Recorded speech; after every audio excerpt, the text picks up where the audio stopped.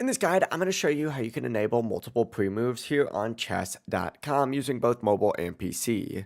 Before we do get into this guide, make sure to like the video and subscribe to the channel with all notifications on. If you would just help the channel and lets us know that you want more content like this, we'd greatly appreciate it. And if at any point throughout this guide you did have any questions, just ask them down in the comment section below and we can help you out further. I'm going to be doing my best to reply to every single comment down there. This is super easy to do, but what you're going to want to do first is open up your settings, whether it's on the chess.com app or the chess.com homepage. On the homepage, you could just hit this little settings gear here and then hit all settings to open it up. On mobile, you do have to hit like the little 3-line icon and then open up your settings. From here, though, go ahead and go to play or gameplay. And in this section right here, you'll see a tab that says enable pre-moves. Simply go ahead and tick that on. Whenever it's enabled, you'll see a little green check mark next to it over here. And then this will also be turned on just like so.